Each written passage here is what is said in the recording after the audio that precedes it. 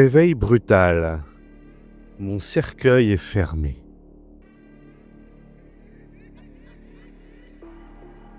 Je me réveille en sursaut, mais vraiment en sursaut, comme si quelqu'un avait claqué une porte dans ma tête. Sauf qu'il n'y a pas de porte. Il n'y a rien. Rien. Sauf ce noir épais, ce noir qui n'est pas un simple noir d'insomnie. Ce noir-là, il a une texture, une densité, comme si j'étais enveloppé dans une encre poisseuse. Je tends la main. Ma paume rencontre une surface froide, lisse, dure. Du bois. Du bois, tout près de moi, beaucoup trop près. Mon bras est à peine plié que déjà mes doigts butent. Alors je lève l'autre bras, même résultat. Mon front, si je le redresse, cogne. Et soudain, le mot claque dans ma tête. Cercueil. Je suis dans un cercueil. Mon cœur se met à galoper. Fou. Ma respiration s'emballe et rebondit contre mes propres côtes. Je frappe. Comme un fou. Les coups sourds résonnent à peine. Personne ne m'entend. Non. Personne. Et pourtant je hurle, ma gorge se déchire, mais rien. Juste un silence massif, étouffant, qui m'avale tout entier. Un rire nerveux m'échappe. C'est grotesque. Après tout, on lit ce genre d'histoire dans les vieux journaux du 19e siècle. Ces cas de gens enterrés vivants et on se dit « c'est ridicule, ça n'arrive plus maintenant ». Et pourtant, moi, là, j'y suis. Version 21e siècle. Merci les progrès de la médecine. Donc je compte mes options. Option 1. J'attends qu'un fossoyeur distrait se souvienne qu'il a oublié son marteau. Option 2. J'économise mon oxygène. Sauf que je ne sais pas combien il y en a d'oxygène. Combien de litres d'air dans un cercueil standard? J'ai jamais pris la peine de chercher sur Google volume moyen d'un cercueil. Mauvais calcul, j'aurais peut-être dû. Alors, je fais semblant de réfléchir sérieusement. Disons que le cercueil fait 2 mètres sur 60 cm sur 40. Ça fait quoi? Je murmure les multiplications comme un écolier paumé. 2 fois 60, 120. 120 fois 40, 4800. J'ai 4800 litres d'air? Non, ça paraît énorme, ou alors j'ai confondu avec des centimètres cubes. Bref, j'ai jamais été doué en maths. Et puis de toute façon, à quoi bon? Je suis foutu, je vais manquer d'air, point. Je tente de ralentir ma respiration. Inspire, expire, zen. Mais plus j'essaie d'être calme, plus mon souffle saccadé avale tout l'oxygène imaginaire. Génial. Je vais mourir étouffé par mes propres efforts de relaxation. Si ça, c'est pas ironique. Soudain, un bruit, là. Un bruit sourd, lointain, comme si quelque chose grattait au-dessus. Mon cœur bondit. Des pas, un fossoyeur, un chien. Voilà. Non, non, pas les vers, pas déjà. Je ris encore, mais cette fois, c'est un rire sec. Un rire désespéré. Les vers, ils viendront plus tard. Mais plus tard, putain, quelle notion ridicule. Coincé là-dessous, j'ai perdu le temps. Combien de minutes depuis mon réveil? 2, 10, 60, peut-être déjà un siècle, qui sait. Mes pensées se mettent à divaguer. Je me demande tout d'un coup qui serait venu à mon enterrement, qui a pleuré, qui s'est forcé à pleurer. Est-ce qu'on a dit du bien de moi? Est-ce qu'on a recyclé des banalités habituelles? Il était gentil, il avait le rire facile. Après tout, personne ne dit jamais, il était chiant. Il oubliait toujours de rendre les livres qu'on lui prêtait. Il ronflait comme un sanglier. Non, dans la mort, on devient souvent une version polie de soi-même. Ça me fait marrer. Peut-être qu'au-dessus de moi, ils ont même mis un joli bouquet. Et de belles couronnes mortuaires avec des couleurs vives, genre pour égayer ma tombe. Quelle ironie d'ailleurs, hein. Égayer un cadavre. Je frappe encore.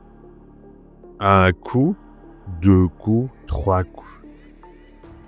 Mon poing s'écrase sur le bois, la douleur grimpe jusqu'à mon épaule. Pas de réponse. Rien. Le silence continue, impitoyable. Alors, je commence à me parler, oui, à moi-même, à haute voix. Et tant pis si je gaspille de l'air. Je me raconte ma vie, mes erreurs, mes petites hontes, mes petits dossiers. Tiens, comme cette fois où j'ai cru à impressionner une fille en buvant cul sec un shot de tequila. Sauf que c'était du vinaigre balsamique. Et j'ai vomi partout. Et elle est partie avec un autre. J'éclate de rire dans mon cercueil. Mort ridicule. Vie ridicule. Cohérence parfaite. Mais le rire se brise vite. Mes yeux me brûlent. Des larmes coulent dans le noir. Et là, la panique revient. Je frappe ma poitrine comme pour réveiller un sursaut de courage. En vain. Rien. Juste mes os qui craquent. Je ferme les yeux, comme si ça pouvait changer quelque chose. Fermer les yeux dans le noir total, c'est idiot. Et là, quelque chose. Une image. Pas une vraie vision, non, plutôt une hallucination. Je me vois enfant, allongé dans l'herbe, regardant les nuages. Je m'entends dire à ma mère, « J'ai peur de mourir. » En entendant ces mots, elle avait ri, doucement. « Oh, pas maintenant, mon chéri. Tu as le temps de penser à ces choses-là. » Mensonge. Les mères mentent toujours pour rassurer, on le sait bien. Alors je rouvre les yeux. Toujours le noir, le bois, la prison. J'essaie de bouger mes jambes. Pas mieux. Elles sont collées, coincées. Le cercueil est trop étroit. Mes genoux cognent, mes talons frappent. On dirait que je danse. Grotesque pantin enfermé que je suis.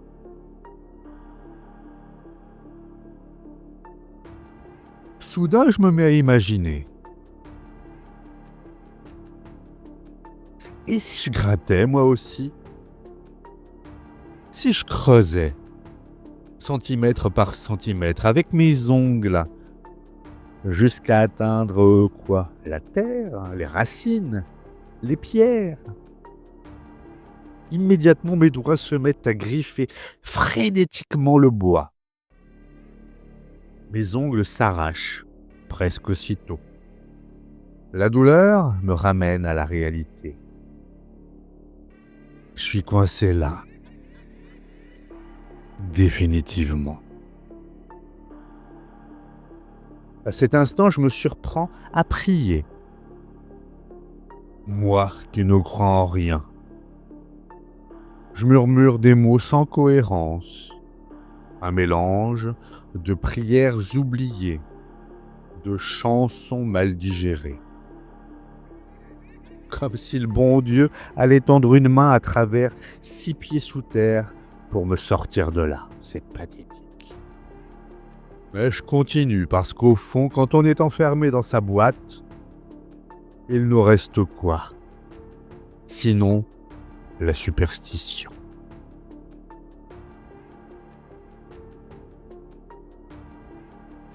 Le bruit revient, plus net cette fois.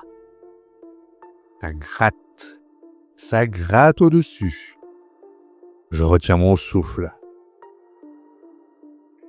Peut-être que quelqu'un est en train de me déterrer, peut-être que...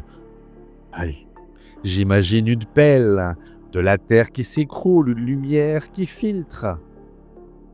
Mes yeux piquent rien qu'à cette idée. Alors j'appelle, je hurle. Je suis là, ici. Ma voix se déchire dans le néant. Je frappe. Mes phalanges saignent. Je frappe encore. Plus fort. Puis, plus rien. Silence total. J'ai dû rêver. Encore une hallucination. Mon cerveau qui me joue des tours apparemment. Le désespoir me ronge. Alors, je choisis le contraire, j'invente. Je m'imagine qu'au-dessus de moi, les gens font la fête, qu'ils dansent sur ma tombe, qu'ils boivent du champagne, et moi, coincé là-dessous, je suis leur spectateur involontaire. Après tout, peut-être que c'est ça, l'enfer. Assister à sa propre absence, devenir une anecdote de dîner. Tu te souviens de lui? Oui, il est mort, enfin mort. Je pouffe. Ironie ultime. Mais là, je sens ma respiration faiblir, ma tête qui tourne. L'oxygène qui s'épuise sûrement. Ou bien c'est juste la panique qui m'écrase. Je ferme les yeux. Encore. J'entends des bruits qui n'existent pas, des voix, des rires, des pleurs. Tout se mélange. Je flotte. Je sombre. Et puis,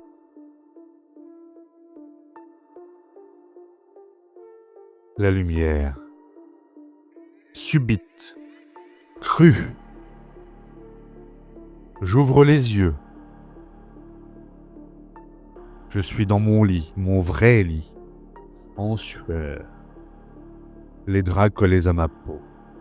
Mon cœur cogne encore comme un fou. Mais le plafond est bien là, d'un blanc immaculé, rassurant. Et je respire à plein poumon de l'air. Un cauchemar. Juste un cauchemar. Je me redresse, tremblant. Je ris. Je ris comme un fou. Mais mon rire s'étrangle quand j'entends, venant du grenier, un bruit. Un grattement régulier, persistant. Silence. Et mon cœur repart, affolé.